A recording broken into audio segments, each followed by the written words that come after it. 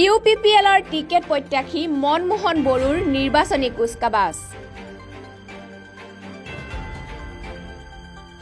অসম বিধানসভা নিৰ্বাচনৰ দিনবাৰ ঠিক হোৱা নাই যদিও নিজ নিজ দলীয় প্ৰাৰ্থীসকলে দলৰ হৈ প্ৰচাৰ কাৰ্য চলাই থকাই নহয়, দলীয় টিকেট পাবৰ বাবেও উঠি পৰি লাগিছে।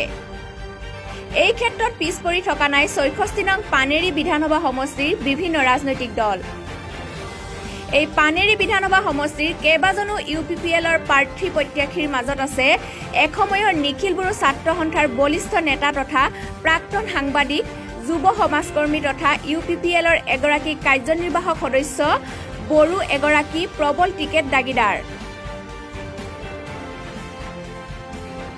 তেওঁ সমষ্টিটোৰ এগৰাকী জনপ্ৰিয় নেতাৰ হোৱাৰ লগতে জনসমাজতো তেওঁৰ নাম চৰ্চাত আছে।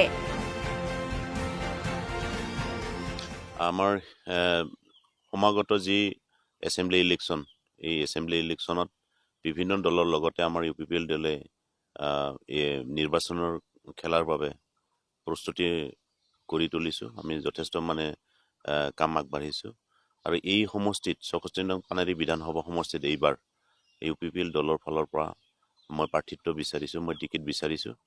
তো নিশ্চয় মই আশা কৰিম যে শীৰ্ষ নেতৃত্বই মোৰ বিভিন্ন দিশ চালি জাৰি চাই মোক প্ৰাৰ্থিত্ব প্ৰদান কৰিব। মোৰ এটা দৃঢ় বিশ্বাস, কাৰণ মই আজি প্ৰাৰ্থিত্ব বিচাৰিছোঁ ৰাইজৰ দাবীত। বিভিন্ন জাতি জনগোষ্ঠীৰ যি দাবী আৰু সেই দাবীতে মই প্ৰাৰ্থিত্ব বিচাৰিছোঁ।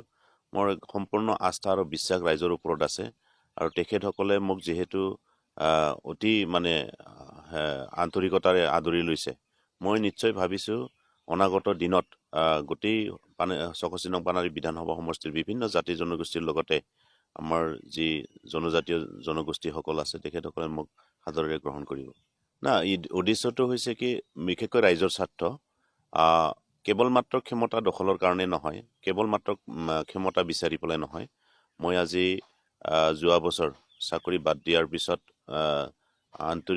হাৰ্টলি মই যেতিয়া পাৰ্টিত অংশগ্ৰহণ কৰিলোঁ বা পাৰ্টিৰ কামত লাগিলোঁ, তেতিয়া মই দেখিবলৈ পাইছোঁ ইয়াত আমাৰ ৬৬ নং পানেৰী বিধানসভা আছে, বিভিন্ন সমস্যাবিলাক আছে।